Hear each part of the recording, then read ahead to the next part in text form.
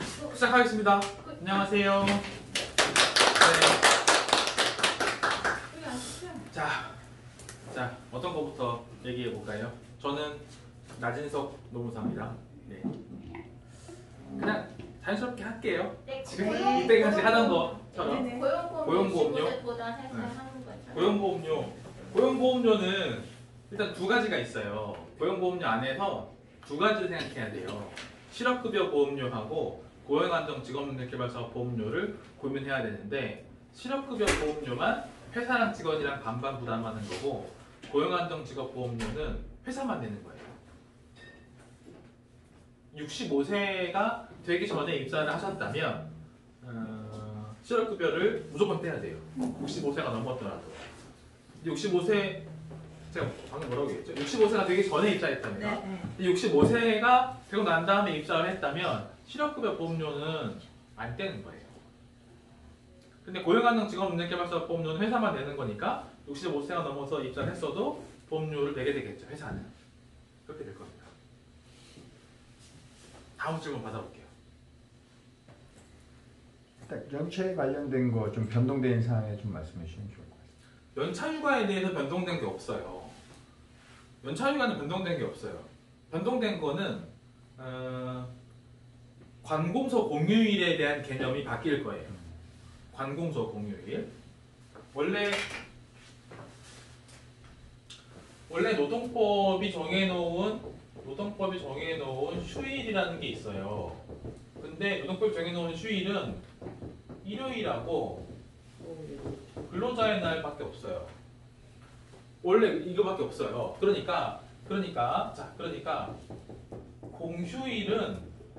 공휴일은 노동법상 휴일이 원래 아닌 거예요. 원래 아닌 거예요. 이건 이제 현재 공휴일은 노동법상 휴일이 아니에요. 공휴일은 노동법 휴일이 아니에요. 그런데 이제 공휴일도 노동법상 휴일로 바뀌게 돼요. 언제부터? 21년. 네, 그 회사들의 규모마다 달라요. 이제 뭐 네이버든 다음이든 펴보시면 검색을 해보시면 30인 이상은 자, 2021년 1월 1일부터 그 다음에 5인 이상은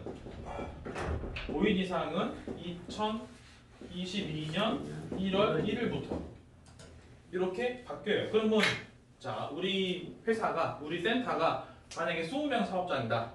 그럼 여기인 거죠. 22년 1월부터 어떤 현상이 벌어질 거냐? 자, 어떤 현상이 벌어질 거냐? 만약에 공휴일에 쉬면 괜찮아요? 쉬면 괜찮아. 만약에 공휴일에 일을 하잖아요. 그러면 일요일에 일하는 거랑 똑같아. 그럼 1.5배가 나가야 돼요. 그리고 지금 현재는 공휴일이 휴일이 아니란 말이에요. 노동법상. 그러니까 공휴일은 지금 현재는 무슨 날이냐? 휴일이 아니라 현재는 근무일이에요. 지금 현재는. 그런데 바뀌게 되면 휴일이 되는 거죠. 근무일이 아니라. 그런데 지금 현재는 어떤 회사들이 이걸 어떻게 하고 있냐면 공휴일에 연차휴가 쓰는 거를 허락해요. 그러니까 괜히 우리는 이제 연차휴가는 줘야 된단 말이에요. 법에 의해서. 그러면 근무하는 까만 날 중에서 연차휴가를 주는 게 상식적으로 알고 있는데, 머리를 조금 쓰고 노동법을 조금 공부한 회사들은 공휴일 날 어차피 근무일이니까 요 날 연차휴가 신청서 써내. 그러면 그렇게 해서 연차휴가로 썼다고 이제 하면 나중에 노동청이 그걸 인정해줬어. 왜? 근무일이니까.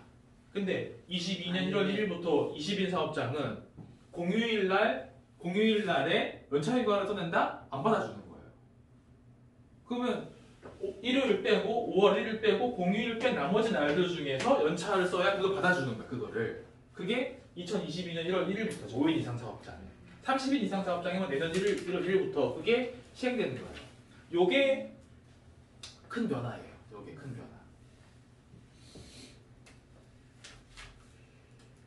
힘드실 겁니다. 저는 분쟁이 많을 거예요. 연차휴가를 안 주면 돈으로 줘야 되거든. 15일, 1년에 15일에 대해서. 그 15일이 반달 월급이잖아요. 퇴직금 한 달 월급이죠. 연차휴가 15일 반달 월급이에요. 그 분쟁이 이제 예정되어 있는 거예요. 지금 현재는 이제 우리 재가센터나 시설 요양센터나 뭐 이런 데서 연차휴가와 관련된 분쟁이 안 일어났을 수 있어요. 노동 분쟁도 유행을 타가지고 그게 무르익지 않으면 개별적으로만 일어나고 확 올라오지 않거든요. 지금은 이제 퇴직금 주는 건 상식적으로 아시죠? 10년 전, 20년 전에는 퇴직금도 없는 게 일반적이었었어요. 근데 그때도 법은 퇴직금 주라 했어요. 그때도. 근데 지금은 이제 퇴직금에 대해서 무르익어서 누구나 다 퇴직금은 당연히 받는 거다라고 이제 안단 말이에요. 연차휴가가 이렇게 바뀌면 요 시점부터 무르익냐 그러지 않아.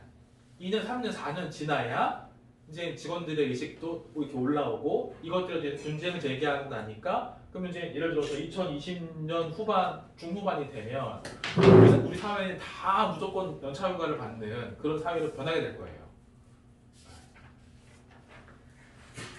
시대가 점점 그런 식으로 바뀌어요. 법이 바뀐다고 학원이 확 바뀌진 않아요.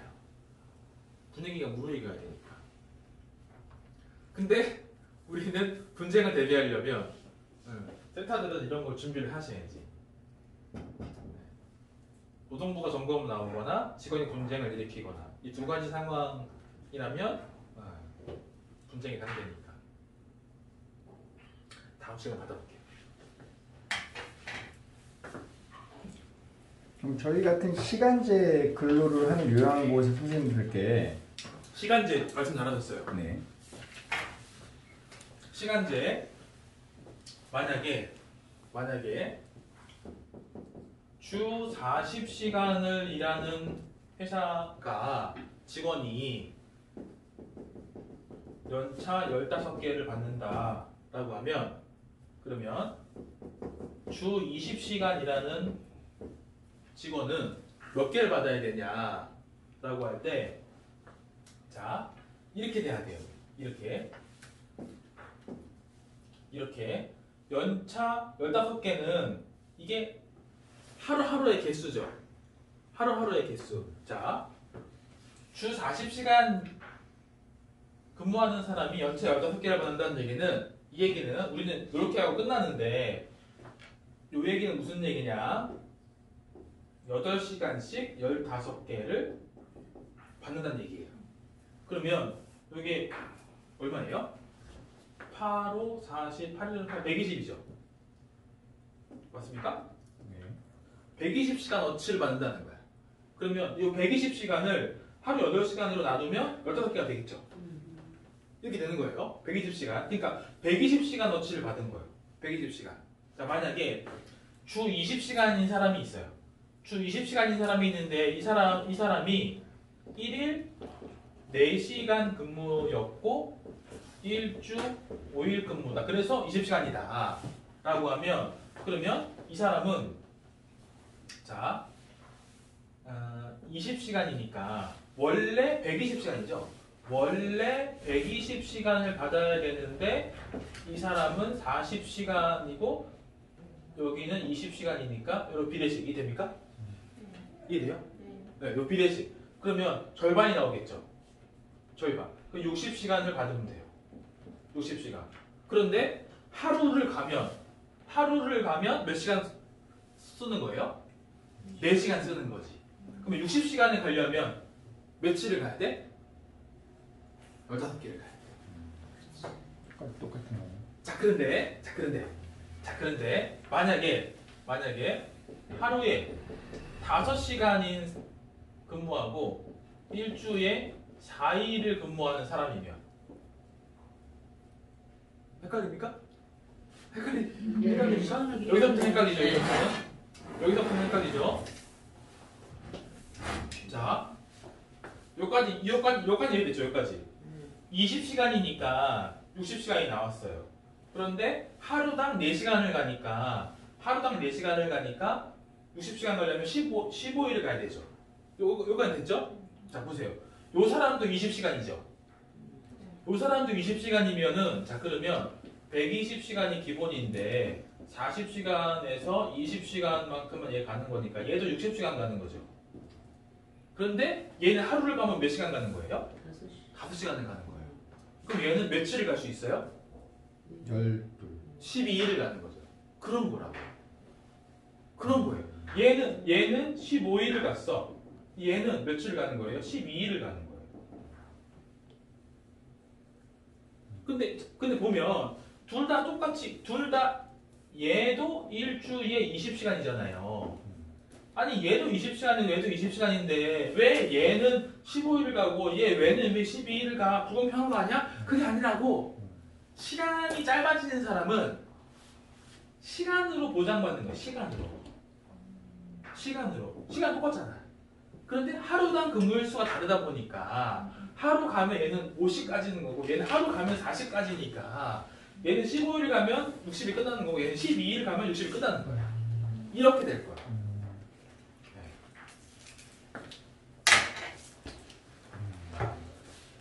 질문도 받겠습니다. 네. 그런데 한 6개월 정도는 저렇게 주 40시간 하다가 그 다음에 나머지 6개월은 주 20시간을 하게 됐을 경우에 연차 계산은 어떻게 하나요? 비례식으로 또 해야 돼요. 그래요? 비례식으로. 예를 들어서 1년은 이게 1월 1일이고 12월 31일이에요. 그러면 여기가 7월 1일이죠. 7월 1일. 요 기간 동안에 주 40시간을 일했고 요 기간 동안에 주 20시간을 일했다. 그러면 만약에 요 기간 동안 주 40시간이잖아요. 그러면 15개를 원래 받는 거죠. 그런데 주 40시간 그러면 40분에 40인데 그러면 15가 나와야 되는데 요게 365분의 요 근무일수 요게 나와야지. 뭐든지 비례식으로. 네. 여기에서는 15 곱하기 40분의 20이죠. 20시간이니까. 그런데 요 기간은 또 365분의 또 요 기간이지. 또 요렇게 기간. 요거의 합. 요렇게. 여기 7개월, 6개월. 여기 6개월. 이렇게 될 거예요. 또 다른 질문 들어볼게요. 저는 과세와 비과세에 대해서 정확하게 알고 싶은데요. 저희가 사대보험을 계산할 때 과세에 대한 금액으로 급여로 해서 사대보험을 지급을 이렇게 하는데 수당 설정을 하는데 저 같은 경우에 계산을 잘못해서 급여 계산을 잘못해서 고용보험을 사업주가 내는 것까지 근로자에게 부과를 했었어요. 그래서 그걸 다시 8월 달에 이렇게 부과를 했는데 9월 달 급여에 다시 넣어드리겠다 했는데 그게 이제 저희가 과세이지만 과세로 나간 거기 때문에 과세에다 붙여서 돌려드리면 안 되는 건지 아니면은 과세에다 붙여서 돌려드려야 되는 건지 그걸 알고 싶습니다. 그리고 정확하게 비과세 항목에 대해서 알고 싶어요.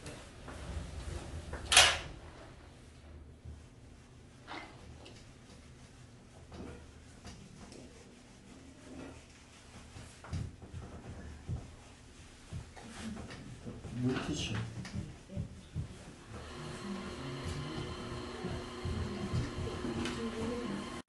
예. 원래 이제 과세, 비과세는 세무사한테 물어봐야 돼요. 세법 영역이기 때문에. 그런데 이제 워낙에 노동법의 임금 체계, 4대 보험과 연결되어 있기 때문에 제가 알고 있는 한도 내에서 설명을 드릴게요. 근데 이제 과세, 비과세는 기본적으로 세법이다. 그래서 세법의 근거 규정이 있다. 그런데 회사에서 일반적으로 우리 이제 센터든 일반 회사에서 비과세로 써먹을 만한 게 뭐가 있느냐? 이거밖에 없어요.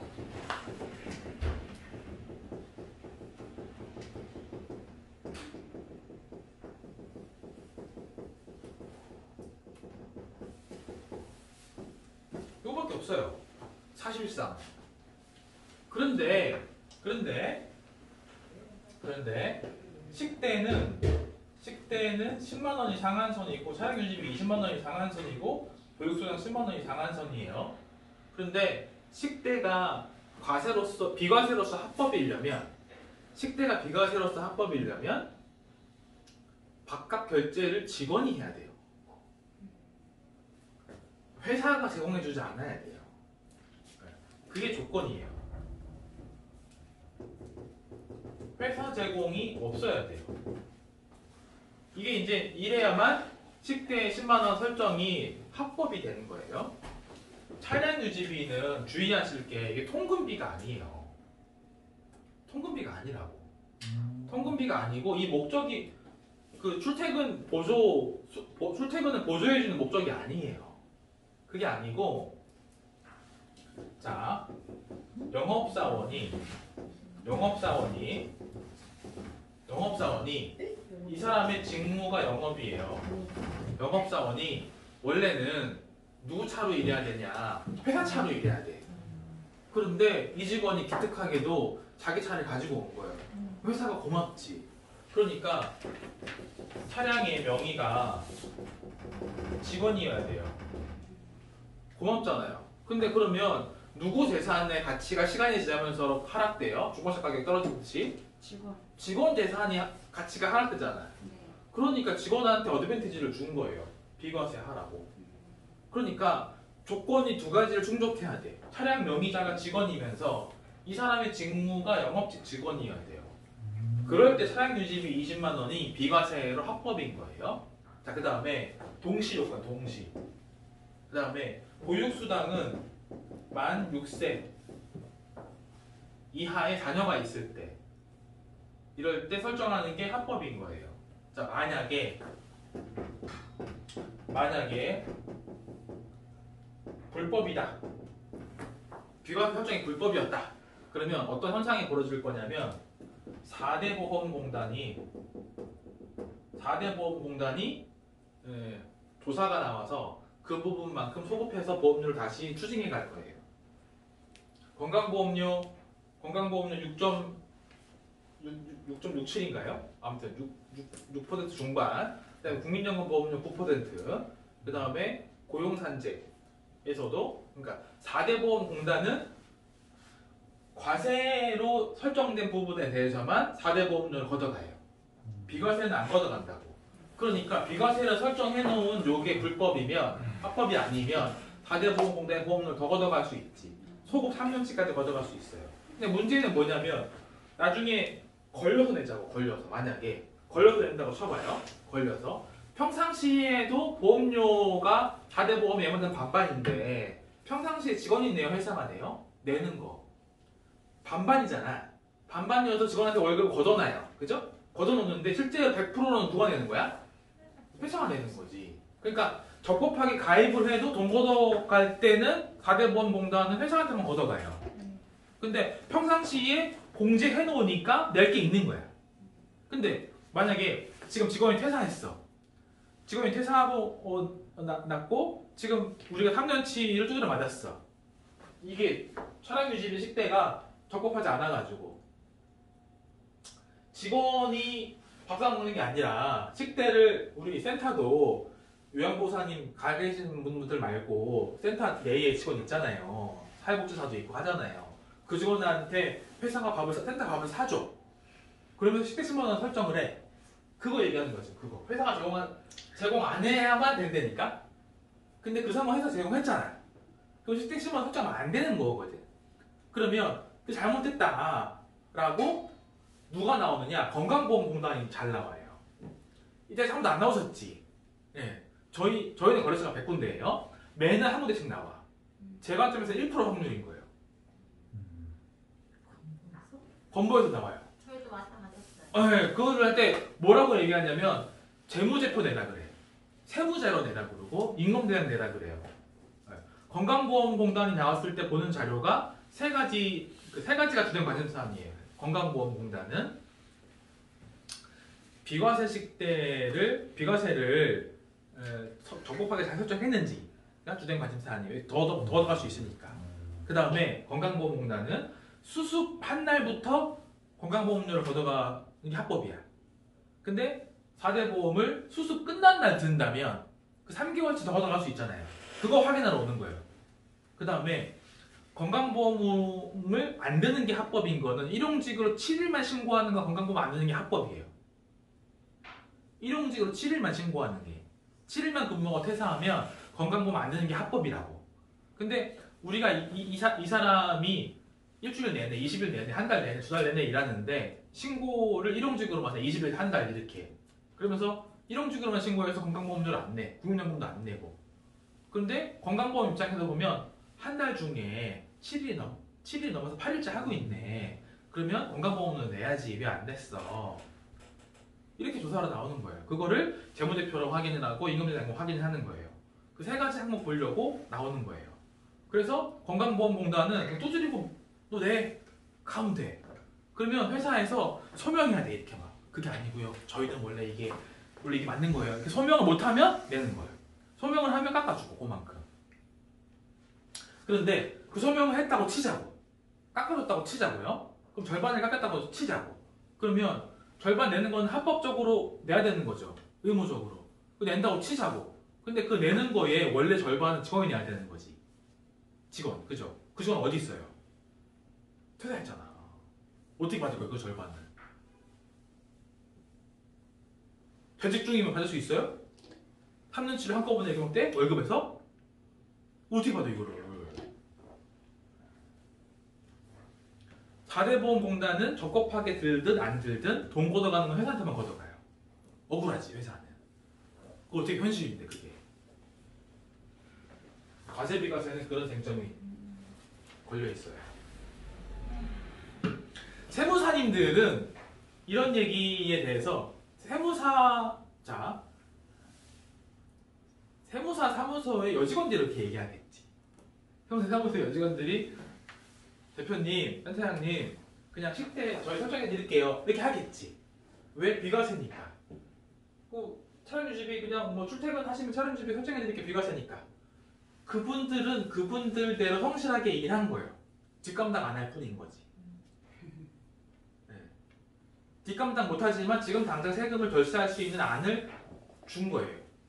근데 그거를 이런 뒷감당할 생각을 미처 못하고 덥석 내가 잘못된 거야.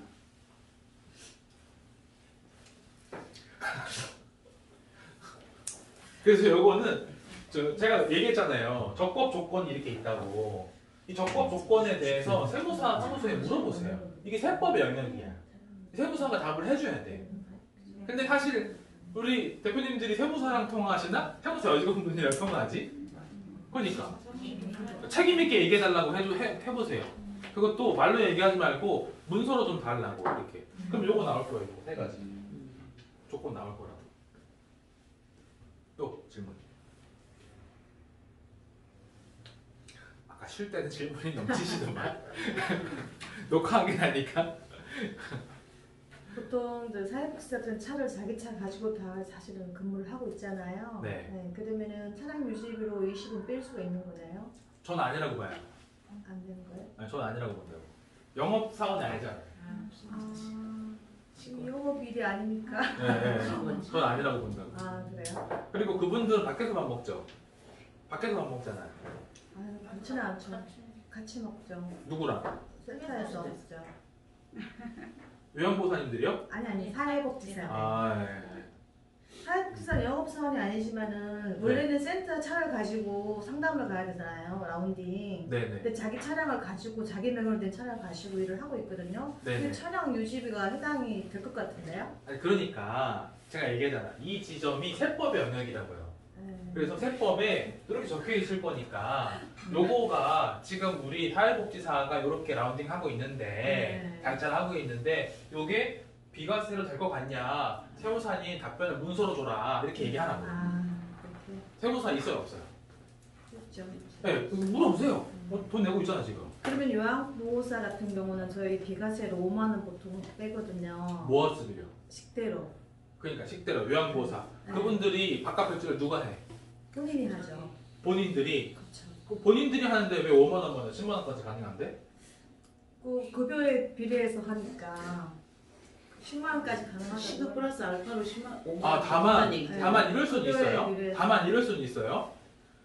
노동청의 기본적인 입장은 제가 권해드리는 거는 식대로 설정된 지금 최저임금이 179만 원 얼마잖아요.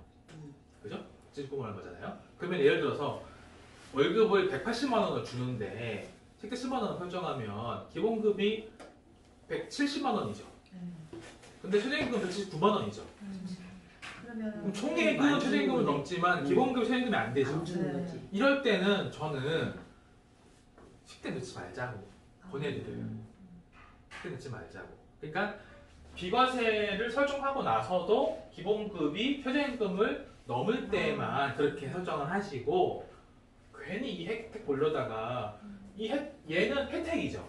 아니 얘는 혜택이에요. 이거 그냥 혜택이야. 네. 그런데 최저임금 1원 위반은 검찰 고발이에요. 검찰 고발해서 징역은 안 살아요. 벌금만 나올 거예요. 하지만 벌금이 10원이 나와도 정가기로 입주하시는 요양보사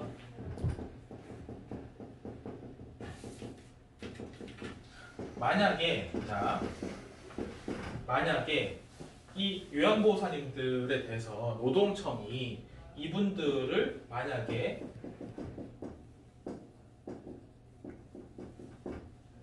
가사노동자 내지는 가사사용인 이라고 노동청이 이 사람들을 분류를 한다면 그렇다면 이 사람들에 대해서는 노동법이 적용이 안 돼요.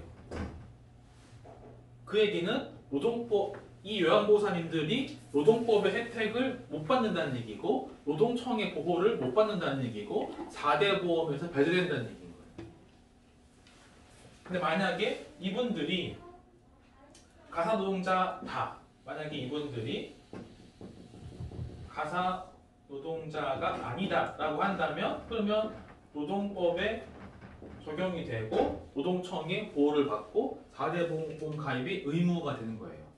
그런데 이 가사노동자라고 판단을 할 때는 이 노동자라고 판단을 하려면 상대방의 사용자가 누구냐를 봐야 돼요. 사용자가 누구냐. 그러면 이 사람들이 가사노동자로 판단이 된다는 그 얘기는 상대방의 사용자가 누구냐. 이분들을 불러들이 우리가 뭐라고 불러요? 고용주. 근데 우리 센터는 아니잖아요, 그게. 그러니까 센터는 아니잖아요. 센터가 아닌 이분들을 쓰시는 분들이 사용자가 될 거예요. 그럼 이분들이랑 싸워야 돼요. 우리 센터하고 무관한 거지. 제 판단은 입주를 하는 순간 이렇게 볼 거예요, 노동청. 그게 아니라고 인정을 받으려면 엄청난 에너지를 쏟아야 돼. 저 같은 사람을 찾아서 에너지를 쏟아야 돼. 이렇게 막. 그게 아니라고 하려면. 노동청에서는 입주를 했어? 그런 거 가사 사용이 이렇게 될 거예요. 파출부 내지는 그 집사 내지는 회장님 운전기사랑 같은 취급을 받게 될 거예요. 입주를 하는 순간. 그 가정으로. 그러면 노동법 보호를 못 받게 되는 거고 그러면 노동청의 보호도 못 받는 거고 우리 센터하고는 아무 상관이 아닌 게 되는 거예요. 그게 될 거예요. 그렇게 되면 24시간을 쓸 때 이제 보호자님이나 변병사님은 계약서를 받고 싶대요. 그래서 계약서 서식을 이렇게 만들어 드리긴 하지만 센터에서는 그 비급여에 대한 거는 책임이 없기 때문에 센터는 빠지고 사용주와 간병사님의 그 서면을 이렇게 받아놓거든요. 그게 맞는 건지. 저희 센터는 끼는 게 아니에요. 자, 보세요. 예를 들어서 24시간 간병이 필요한데 그 중에 우리 센터가 책임지는 부분이 예를 들어서 4시간이라고 해볼게요. 그럼 우리 센터는 4시간에 대해서만 이 사람 보낸 거잖아요. 네. 그런데 나머지 이 사람을 20시간 더 쓰고 싶다는 거 아니에요. 네. 그러면 이 20시간을 어떻게 하는지는 요양보호사와 이 가정집이 해결할 문제이지, 그렇죠. 우리 센터가 개입하면 괜히 코가 꼬이지. 코가 꿰이지. 괜히. 이 계약서, 20시간에 대한 계약서를 센터가 준다? 내지는 20시간에 대한 노동의 대가에 마진을, 수수료를 센터가 먹는다? 그러면 코가 꼬이는 거예요. 코가 꿰이는 거예요. 그러니까 저는 이제 양식 여기를 분리해야 돼. 여기를 분리. 네. 분리해야 돼. 분리. 이분의 이 가정집의 욕구가 20시간을 추가적으로 더 하는 욕구가 있을 수 있어요. 그거를 뭐라 그러는 게 아니야. 그런데 이거는 아니 우리가 지금 4시간 어치 이렇게 우리가 사업이잖아요. 우리 4시간에 대한 어치의 마진을 먹는다고 하면 얼마를 먹겠어. 이거에 대한 책임을 져야 되니까. 그러면 여기 얽히기 시작하면 퇴직금도 이만큼이 될 테고 4대금도 이만큼이 될 테고 그럴 거라고요. 그리고 이쪽에서 만약에 이쪽에서 여기 이 가정집에서 예를 들어서 이 부분 안 주면 돈 안 주면 어떻게 할 거야? 계약서가 이렇게 써 있어. 우리 센터로. 그럼 안 되죠. 그러니까 분리해야 되니까 이렇게 우리는. 분류는 하는데 그 계약서도 안 줘야지. 그러니까 우리가 왜 주냐고 그거를. 아니 저희 센터 계약서가 아니라 네. 보호자님과 그분의 이제 20시간에 대한 그러니까는 서약서식으로 이렇게 만들어서 두 분이서 알아서 하세요. 이렇게 그러니까. 만들었거든요. 그러니까 센터는 몰라요. 네네네. 센터는 몰라요. 센터 이름은 센터는 몰라요. 두 분이 하시든지 말든지 센터는 몰라요. 그러니까 전체적인 입장이 만들어주면 안 네. 되겠네요. 센터는 몰라요 해야 하는 거예요. 두 분의 관계에 개입하면 안 되는 거라니까. 왜 만들어줘? 네. 개입하면 안 돼요. 그런 고민이 있었구나. 아, 노무사님, 다름이 아니라 방금까지는 다 24시간 입주 개념으로 설명을 해주셨는데요.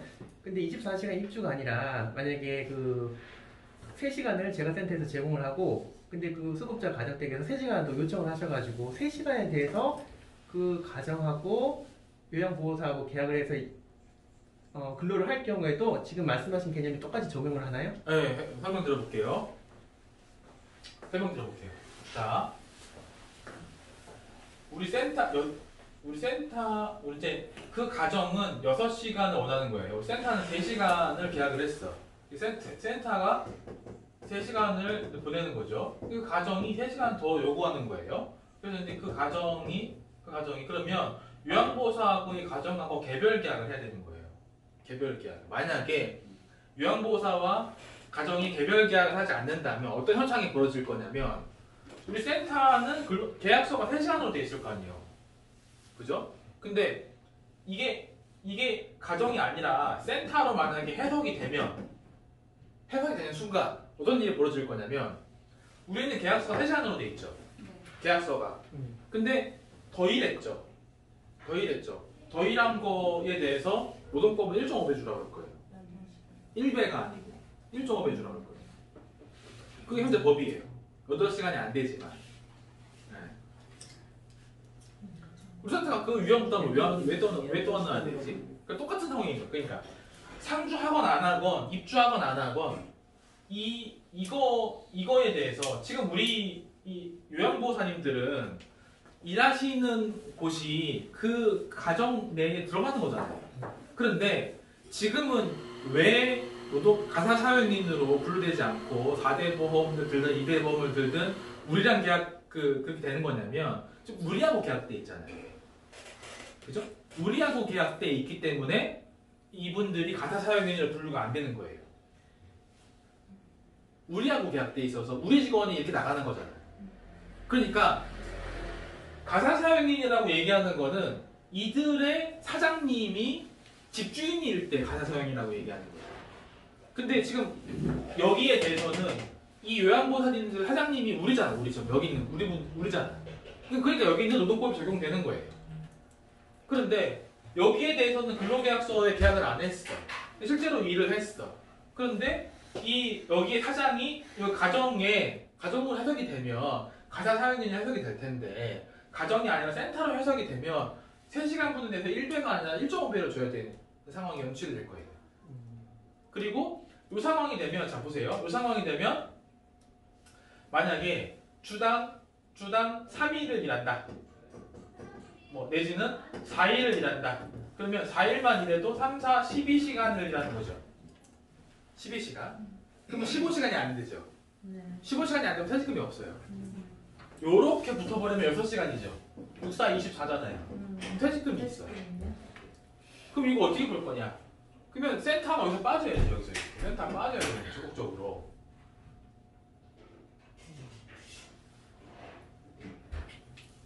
노동법만 생각한다면 저라면 우리 요양보호사님한테 퇴직금도 하지 말아라고 얘기할 거예요.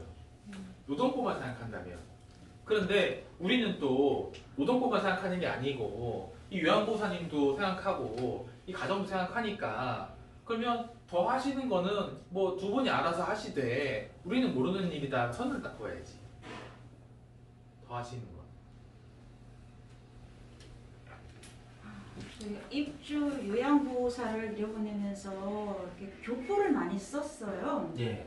근데 교포들 퇴직 적립은 뭐 우리 일반적으로 이렇게 퇴직 적립금을 해서 퇴직금을 지급하는 게 아니고 뭐 따로 이렇게 고용노동부에 뭐 신고를 해서 그분들이 그 나라로 되돌아갈 때 그때 뭐 이제 뭐 공항에서 같은가 뭐 이런 식으로 하는데 그거에 대해서 저는 정확하게 모르고 있거든요.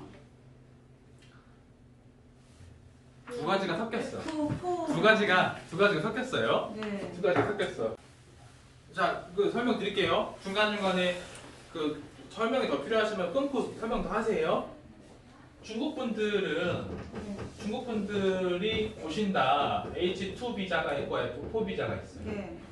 그러면 H2 비자는 국민연금이 강제예요. 강제. F4 비자도 중국이기 때문에 국민연금이 강제예요. 자, 그런데 10년을 못 채우고 10년 미만으로 출국을 한다라고 하면 그러면 국민연금을 공항에서 지급해줘요. 그런데 F4는 공항에서 지급을 안 해줘요. 그러니까 퇴직금이 아니라 국민연금 얘기하시는 거예요. 공항에서 주냐 안 주냐는 국민연금 얘기하는 거예요. 그러니까 F4 비자들은 억울하지. 억울해. 국민연금 내는 거는 강제적으로 냈는데 10년이 안 돼서 출국을 할 때 공항에서 안 줘.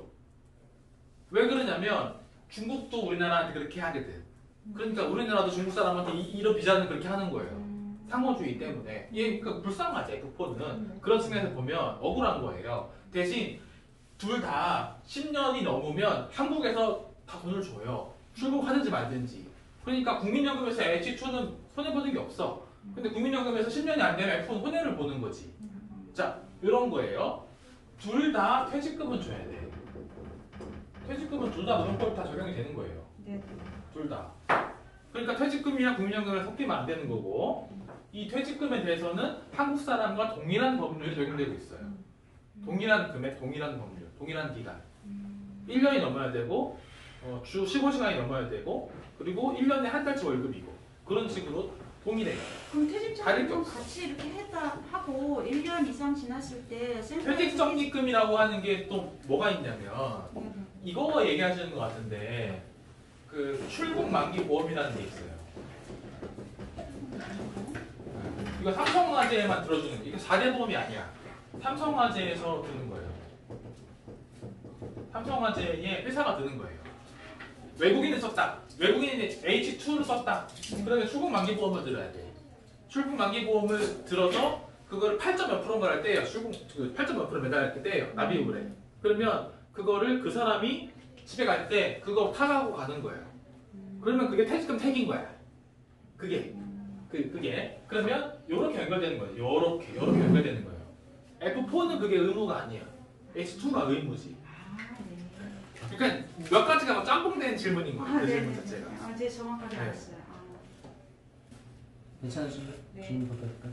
그 처음으로 했던 연차 조금 돌아가서 질문 좀 드려요. 네, 맞습니다. 이제 그 연차가 공휴일로 대체가 안 되는 상황이잖아요. 그러면 그렇죠. 그거에서 저희가 지급이 여러 개 안 되는 참 어려운 상황인데 네. 이런 걸 좀 유용하게 대처할 수 있는 방법이 좀 있을까요? 없어요. 결론적으로. 감정적으로 말씀드릴게요. 없어요. 하려면 뭘 해야 되냐면 이걸 해야 돼. 이걸 해야 돼요. 이거를 알아야 돼요. 이거.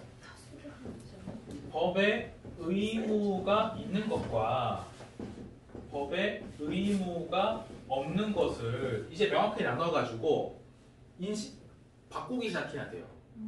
자, 법에 의무가 있는 게 지금 보시면 휴일을 줘라, 휴게를 줘라, 그 다음에 연차를 줘라 해요. 그죠? 연차를 안 주면 연차 수당을 줘라는 거예요. 그죠? 연차 휴가고, 연차 휴가를 못 주면 수당을 주라는 거예요. 연차가 수당을 줘라. 이거는 법의 의무예요. 법이 있는 거예요. 그런데 법의 의무가 아닌데 괜히 하는 게 있어요. 그런 거. 자, 반차. 그 다음에 뭐가 또 있을까요? 병가. 그 다음에 공휴일, 휴무. 그 다음에 또 뭐가 있을까요? 경조사, 휴무 내지는 경조사, 위로금. 또 뭐가 있을까요? 명절, 떡값, 휴가비 뭐 등등등. 그러면 자, 명절 떡값 휴가비를 이걸로 지출하지 말고 의무가 없으니까 이걸로 지출해야지. 자, 그리고 반차를 썼어요. 반차 법에 없어요. 쓰지 말라고 해야지. 차라리 연차를 써라 이렇게 해야지. 이런 거밖에 없어요.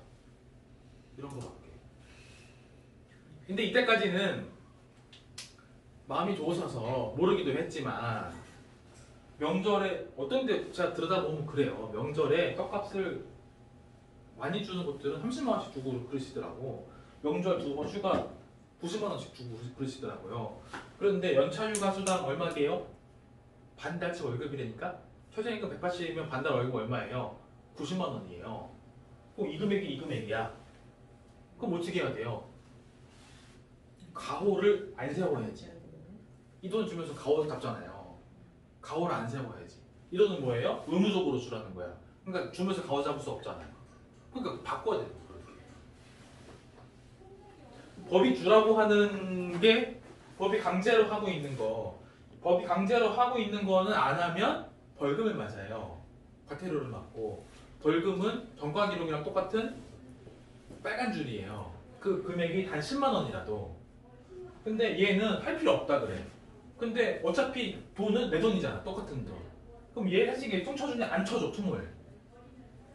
그럼 얘 안 하고 얘 해야지. 연관되게 조금 질문을 11,000원을 시급을 주고 있는데 예. 주일수당, 기본급 주일수당 그리고 나머지 돈이 지금 남아요. 그래서 기타 예. 수당으로 재수당으로 주는데 이 재수당을 매달 연차수당으로 하면 변환이 가능한지. 불가능해요. 그러니까 그런 경우 할 줄 알았어요. 자, 노동법은 시급을 우리 이제 시급으로 하잖아요. 시급을 정하면 자, 이 시급을 정했어요.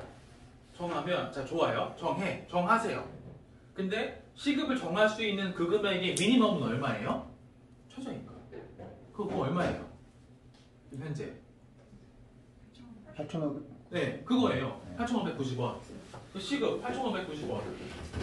내년도에 8,700 얼마 그거잖아요. 그 시급이라고. 이거 시급이에요. 이 시급과 별도로 주휴 수당이 나가야 되고 이것과 별도로 연차 휴가가 나가야 돼요. 휴가가 나갔다가 휴가를 안 써서 돈으로 주는 거예요. 언제? 1년 뒤에 주는 거예요. 미리미리 준다고 해도 최소한 월급과 별도로 나가야 되는 거예요. 그러면 연차 휴가는 그 질문 되게 많이 와요. 제가 우리 그 회장님 통해서도 질문 되게 많이 받는데 그 질문이 회장님이 몰라서 하는 질문이 아니더라고. 내 나중에 알았어요. 여기 분들이 계속 이쪽으로 질문하시는 거야. 그래서 그 질문을 나한테 하시더라고. 그래서 시급은 이렇게 되는데 주요 수당은 기본적으로 1당이에요. 1당. 네? 1당이라고 이게. 1당이에요. 그리고 이거의 판단 기준은 한 달, 한 주예요. 한 주. 한 주를 개근했냐 안 했냐. 한 주를 개근했으면 그 주에 하루치. 그러니까 제가 어떻게 하는지 알아요. 여기 8,590원, 여기 320원, 여기 210원 이렇게 하잖아요. 그럼 안 된다니까. 그럼 안 돼요. 그렇게 원리가 그렇게 되는 게 아니에요. 여기는 주휴수당은 한 주, 일주, 한 달을 통틀어서 일주를 보고 줄 건지 말 건지 결정하는 거예요. 그래서 1당의 개념인 거예요. 연차 휴가는 1년 뒤에 이번 연도를 들여다보니까 썼네 안 썼네 판단해가지고 그 1년 뒤에 예를 들어 15개를 못 썼다. 그러면 1년 뒤에 12월 달에 내지는 다음 연도 1월 달에 15개에 채하는 돈을 확 주는 거예요. 확. 근데 확 주는 게 부담스러우니까 1월 1일 날 입사를 했어요. 12월 31일이라고 2020년도예요. 그러면 이때 입사를 했어요. 그러면 2021년에 자 보세요. 1년 동안의 연차를 쓸 게 있잖아요. 1년 미만 연도 11개가 있잖아요. 그건 아시죠? 11개를 다 썼냐 안 썼냐를 지켜보고 요때 12월 달에 안 쓴 11개에 대해서 11개치를 돈으로 주라는 거예요. 법은. 그러라는 거예요. 근데 지금 어떻게 하고 계시냐면 입사한 오다부터 주잖아. 지금 이렇게. 네. 이거를 어떻게 인정받으려고 난 이해를 할 수가 없어. 이렇게 계약서들이 있는데 센터들은 다르게 돼 있더라고 보니까.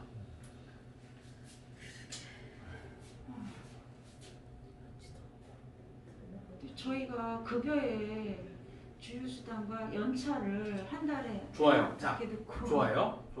노동법이 월급 안에 넣을 수 있는 수당을 허락해 놓은 게 있어요. 대법원이 허락한 게 있어. 월급 안에 넣는 걸 허락한 게 있어요.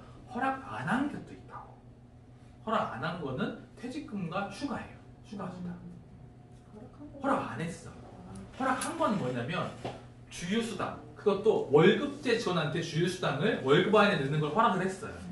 그리고 요양보호사님들 말고 우리 사회복지사님들이 주 40시간을 넘어서 근무를 한다면 연장 근로수당은 허락을 했어요.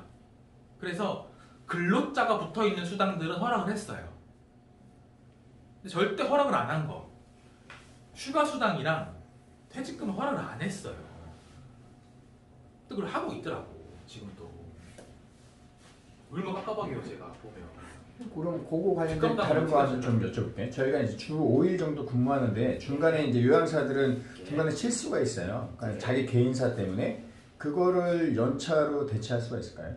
대체하는 게 아니라 네. 대체하는 게 아니에요. 연차 대체하는 게 아니고 네. 연차휴가 신청서를 직원이 써내면 돼요.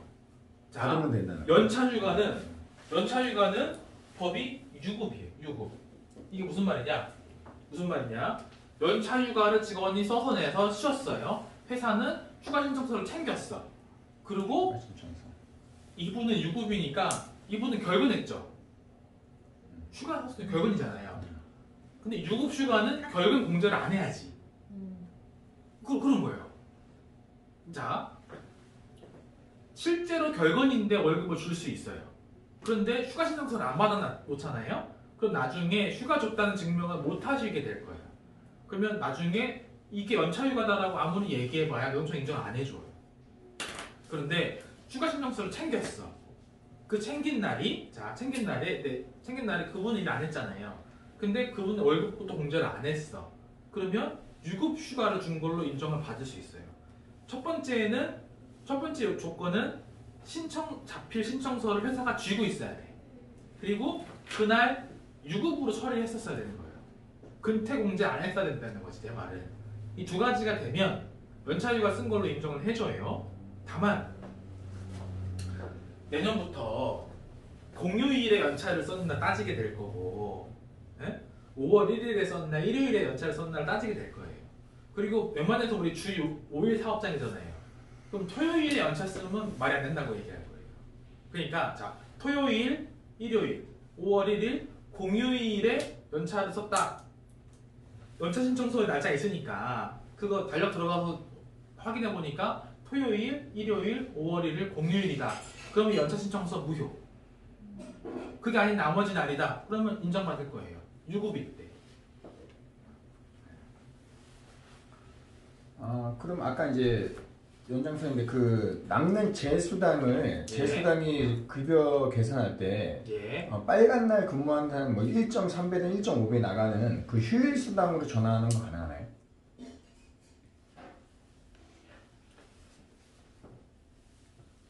월급이 월급을 노동청이나 법원이 월급을 어떻게 이해하고 있냐면 기본급이 얼마야라고 계속 물어봐요. 총액이 얼마냐고 물어보질 않아요. 그래서 기본급이 얼마냐, 그 기본급이 얼마여서 네가 더했으면 더 받고 덜했으면 덜 받고 휴일에 있으면 좀 받고 연장했으면 좀 받고 이런 거예요. 그런데 자 일하는 날 그리고 이제 또 뭐가 있냐면 이번 달에 열흘 일하고 다음 달에 20일을 일하고 그 다음 달에 30일을 일했는데 월급이 똑같다는 거를 이해를 못해요.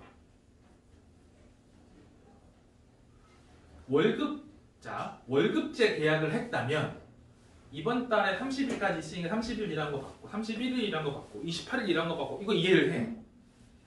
시급제 계약을 했는데 내지는 일당 계약을 했는데 근무 일수가 다르고 근로시간이 다른데 월급이 똑같다는 거 이해를 못하는 거예요. 근데 지금은 말씀하시는 거는 어떻게 일하든 더 일하든 덜 일하든 그거 안에 다 때려 넣는 거잖아요. 그걸 이해 못한다 노동청이. 그걸 이해 못하는 게 무슨 말이냐면 언론에 뭐라고 나오냐면 포괄임금제 금지라고 말이 나오는 거예요. 그게 그 말이에요.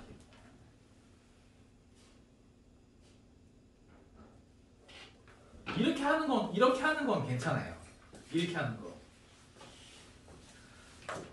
이번 달에 기본 근로일수가 요만큼이니까 월급이 요만큼 나가고 기본급이 요만큼 나가고 이번 달에 휴일 근로일수가 요만큼이니까 휴일 근로수당이 요만큼 나가서 이번 달 월급은 이만큼이다. 다음 달에는 근무일수와 근로일자가 다르니까 또 다른 금액이다. 라고 하는 건 그건 괜찮아. 시급이 동일하고 그래도. 근데 지금 근무 일자가 다르고 대충 낮추고 하는데 총액이 동일한 거를 원하시는 거잖아요. 그러려면 월급제 계약을 하면 그건 괜찮아요. 근데 시급제 계약을 해서 그걸 하려니까 안 맞는 거예요.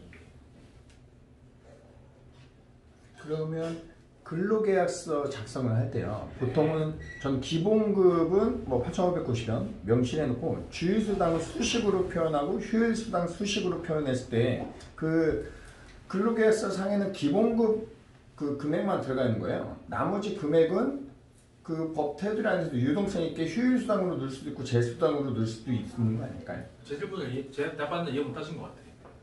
말씀을 그렇게 하시면. 그러니까 우리가 지금 시급을 얼마를 쓰잖아요. 시급을 얼마로 썼다는 이 얘기는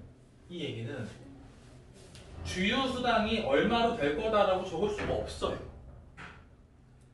그 한 달을 지켜봐야 되는 거지. 그리고 자 시급이 요건데 너 월급이 얼마야라고 적을 수 있어요?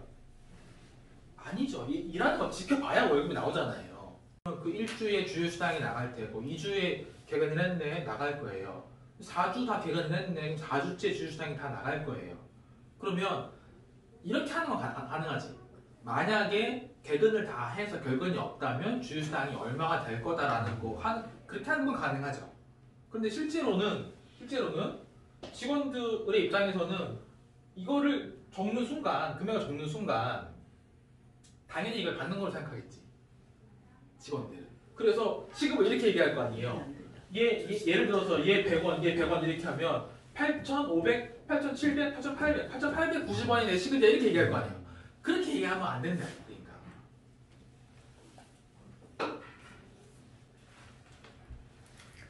다음 질문 좀 드릴게요. 질문 올라온 건데요.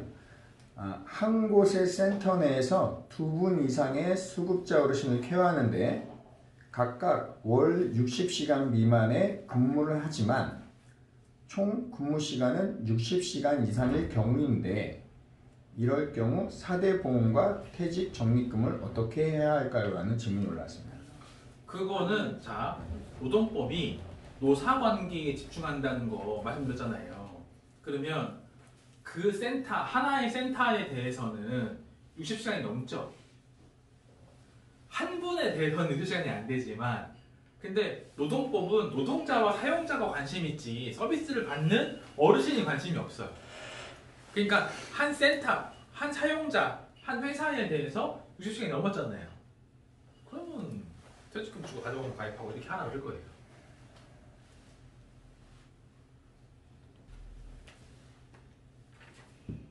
예, 알겠습니다. 여기까지. 감사합니다. 수고하셨습니다.